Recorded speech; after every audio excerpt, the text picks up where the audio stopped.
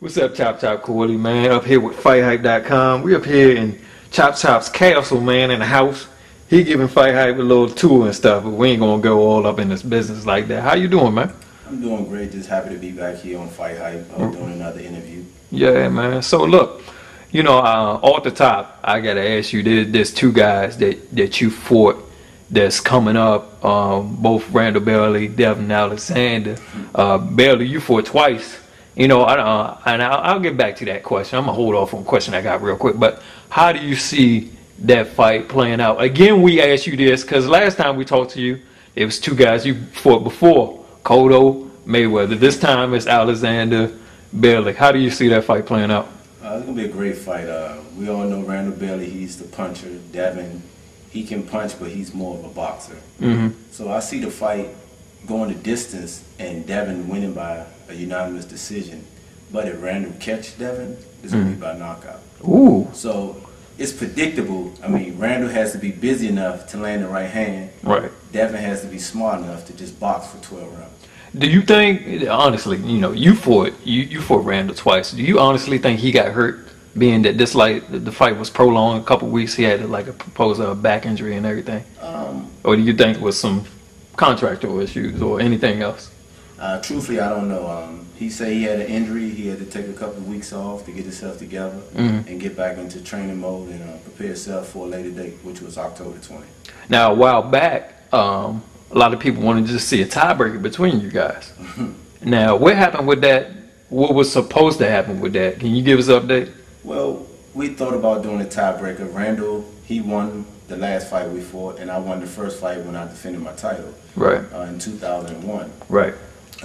Randall has moved up to welterweight. I'm not a welterweight.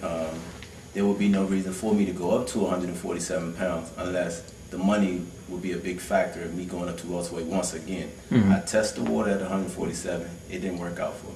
Right. Right now, you still talking about campaigning at 130, 135. Is that correct? Never 130. It was always 135. Just 135. My bad, man. I ain't trying to get you too below the belt. Now, we haven't seen you act in a couple months, probably since May. May 5th. May 5th.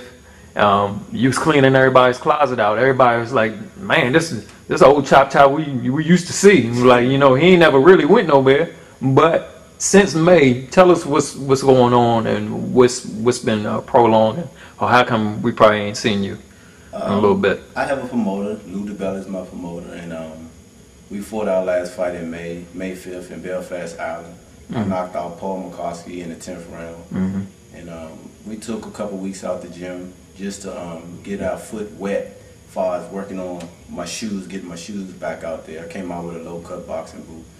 And then we talked with Lou, we started training, and man, we've been trying to get a fight with any other 140-pounders or even 135-pounders. And we tried to fight Kareem Mayfield before he got injured. Exactly. And that was on ESPN Friday Night Fights, right? Yeah, we tried to get that fight with him, and it couldn't happen. They didn't want to fight. We tried to fight Hank Lundy at 135 pounds, or even Hank was going to come up to 140. We wanted to fight him. Yeah. A couple other fighters we tried to fight, like Nate Campbell. We tried to fight Nate. I'd love to see that. And Nate doesn't have a network behind him, and we were told that HBO didn't really want to do the fight with me and Nate. Why? Because both of us are older fighters, veterans. They don't want to see it. Wow. We just still staying in the gym and preparing ourselves, and we got an opportunity to go back across the pond. Man, if any network use this video, please put it on. Please make my man Chop and Nate Campbell, the Galaxy Warrior, an offer, because I know tons of fans that would like to see that fight. Who else has been mentioned in the past couple months with you? I know you've been calling out Khan for the longest, and I hit you up a couple weeks ago and was like, man, did you hear that his manager actually contacted McCloskey? But now he's got somebody else lined up. I mean, we wanted to fight with Amir Khan, and we were willing to go over there in his pond like I always do. Right. But they didn't want to fight, and they're looking to take an easier road for Khan to redeem himself. Right. We were trying to fight Juan Manuel Marquez before he got the opportunity to do the rematch with Manny Pacquiao. That didn't work out, so we just continued to try to fight whichever one of the upcoming fighters that were available to fight me at the time. Right. And it ain't pretty much the fighters that don't want to fight. It's the promoters and the managers of the fighters that don't want to dance. And when I say dance, they don't want their fighters to take a chance. Because you're too risky. You're too risky. You're too risky, man. I mean, that's all. That says it all, man. So look, it's October now, and you got something coming up around the corner. Tell us about it. Yeah, we got an opportunity to go back across the pond once again. I'm going to Russia. Again. To the Ukraine. Okay. Certain part of Russia is called Kiev. And we're going over there to fight a 12-round decision. I'm not going to go 12. It's going to be by knockout once again, but it's scheduled for 12. And we're fighting a guy named Victor Partial. He's the WBC International Super Lightweight Champion. Okay. Now, what's at stake for this fight? It is for his title. And that's the silver title? The silver title. Okay. What kind of things are you hoping happens after this fight if you defeat him? What kind of steps are you necessarily? I'm not saying that you're looking past him, right, but what kind of other opportunities can arise after this if you capture this belt? Or would you think we can see you probably again in December, maybe early as January, right around the corner? I mean, if it was up to me, you'll see me in December. Right. But it's not up to me. It's up to Lou DeBella, my promoter, and just to get back in the mix. Hopefully this will put me in the top 5 of the WBC, me winning this title. I won the NABF title, and it put me at number 9. Then it bumped me back up to 12. Right. Because I didn't defend the title. I relinquished the NABF title. And tell us why that happened. And the reason was I was champion, and I didn't want to go over to Canada to fight the #1 contender.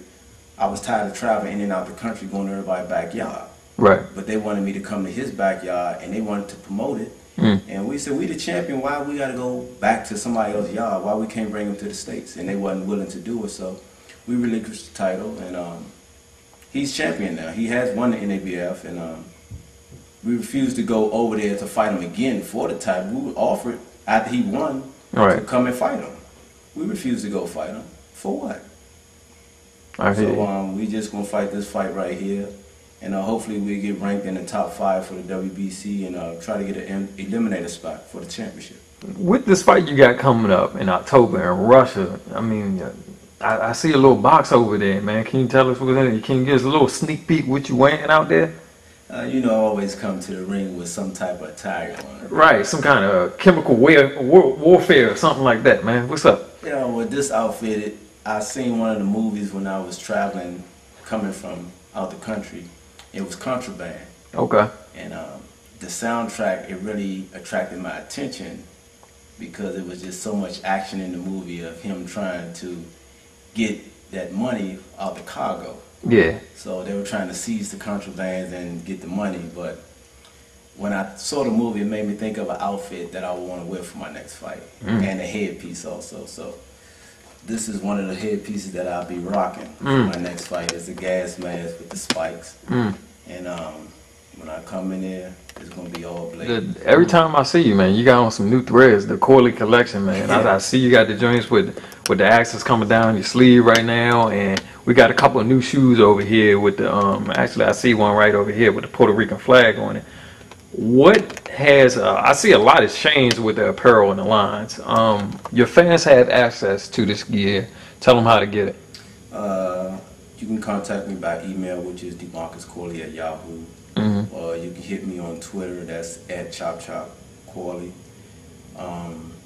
Also, you can contact me directly if through my office line, that's 202-239-6787.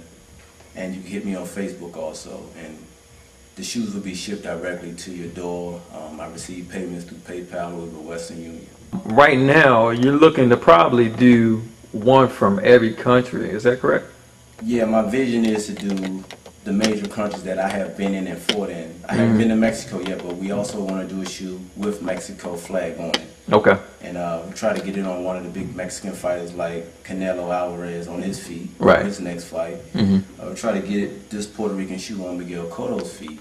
And also we're going to do one from Argentina, and hopefully we can link up with Sergio and see if he'd like to fight in the shoe, give it a try. When I say comfortable, my shoe is the comfortable shoe out there right now. Man, that's what's up, Chop Chop. And it's light. Once again, give it out your Facebook and Twitter, please. It's at Chop Chop Corley, and my Facebook is DeMarcus Corley at Yahoo. I hope y'all got his office number, because he rarely gives that out anywhere, man. Thanks for your time, man. Appreciate it.